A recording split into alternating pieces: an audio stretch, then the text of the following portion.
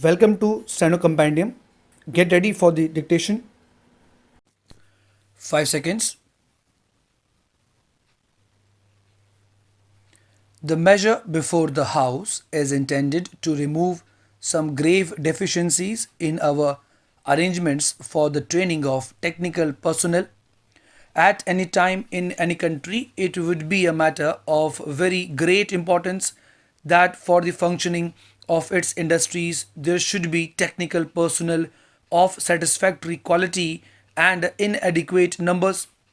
For India, at this stage of her economic development, when the country is making the maximum effort for rapid industrialization with a view to achieving what we call self sustaining progress, there is nothing more important among the requisites for the success of our plans than this one factor of the availability of suitably trained personnel in sufficient numbers. This deficiency has persisted for some time. It has been brought to our notice for several committees that we should try to persuade the employers to make arrangements for the training of apprentices. The committee, of course, touched the question of institutional training also. Defects are to be removed in the case of both kinds of training, viz., institutional training and apprentice training. Regarding institutional training, in the course of past 10 years, we have succeeded in making adequate arrangements. We had the experience in the course of the first plan and also, I should say, the second plan of a shortage of technical personnel of various grades for certain industries. Therefore, we set up institutions and training centers in order to make up that deficiency, and now we are in a happier situation. In respect of many categories of trained personnel, we have now adequate arrangements for training. In the case of craftsmen to whom this measure refers primarily, I may just give some recent figure. At the beginning of the second 5 year plan, we had facilities at the training centers of the Ministry of Employment and Labour for training only about 10,000 persons, and now at the end of the second 5 year plan, the figure has risen to 42,000. We have projected various steps which will enable us to take this figure up to 1 lakh at the end of third plan. Similarly, in the matter of technical education of higher grades also, the requisite facilities are being provided so that we do not anticipate any serious difficulty there. But obviously, training in institutions is incomplete without a certain period of what is called in plant instruction, which is very necessary. Therefore, it has to be ensured that they get such some practical training. Now, we have been experiencing certain difficulties in this direction also. We have found difficulty in placing the young men who come out of our institutions in various plants and industrial establishments in order that they may acquire skill by practical training. We have found much greater difficulty regarding the full course of apprenticeship in the case of those who do not go through the institutional training first. Sir, I may explain that there are two aspects of this legislation for the training of apprentices. One is the object of regulation and enforcement of certain standards so that if a person receives training in one place, he can go to any part of the country for that type of work because there will be the guarantee that he had received training of the requisite standard. That will ensure mobility of trained personnel throughout the country and also ensure that proper standards are being observed in training. The other aspect is that we have to make sure that we are able to provide the industries with a sufficient number of technical personnel of this type. Therefore, the main objective which is sought to be implemented through this legislation is that we lay down the standards or provide for the standards that have to be observed in the course of this training program, and also that the industry has to make arrangements to provide facilities for a certain proportion of its employees being admitted as trainees for apprenticeship. I will now refer to the various clauses of the bill just to explain very briefly the scheme of this proposed legislation.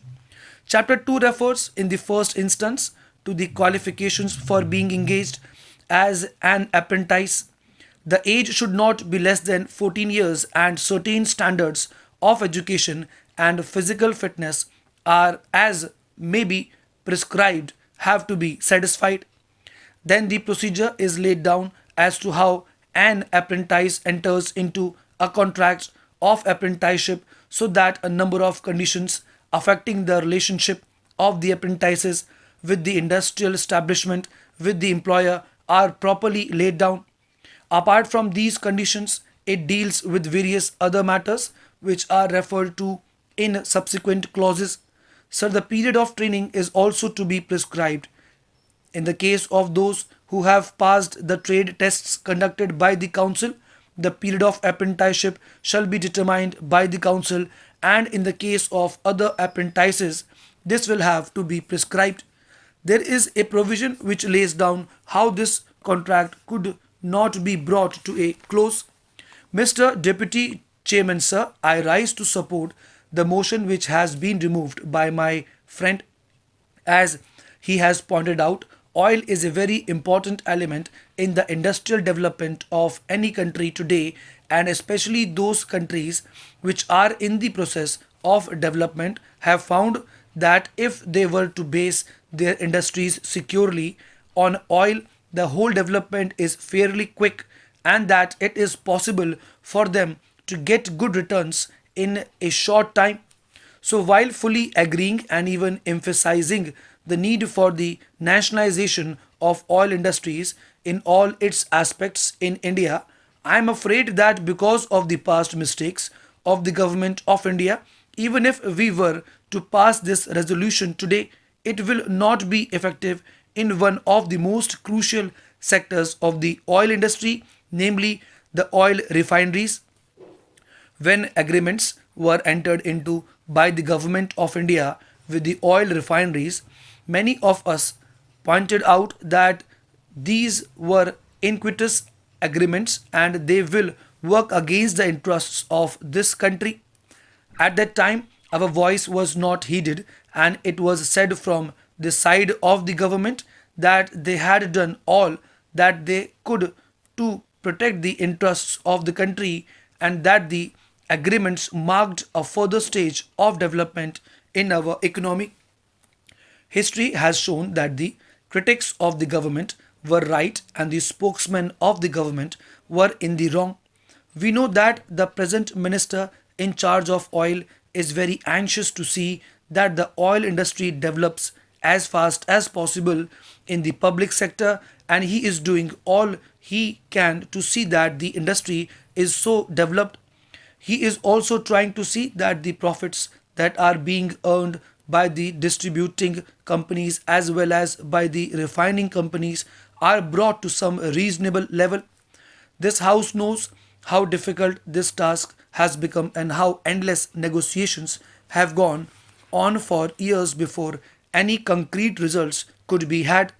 At first, we had only half decisions. Today, I do not know if any firm decisions have been taken, decisions not only on the part of the government but decisions which have been accepted by these companies, and whether the government even today is at all in a position to enforce these decisions on these companies. Then, sir, there is the question of distribution. We have got the Indian Oil Corporation, which is now undertaking more and more the distribution of the products which are coming from East European countries and from Soviet Russia. I do not wish to go into the question of prices of these oil products. It is fairly well known that the prices at which Russia and the East European countries sell their petroleum products abroad vary to a very great extent.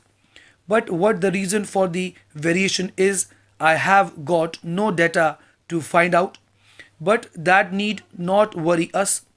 After all, we want oil products, and if we get them at cheap rates for whatever reasons, for whatever considerations, we should not mind welcoming the opportunity that has come to us As a result of that, I am quite sure that my country is capable of looking after its own interests in spite of any considerations or any motivations that might be guiding these countries to sell their products to our country at cheap rates.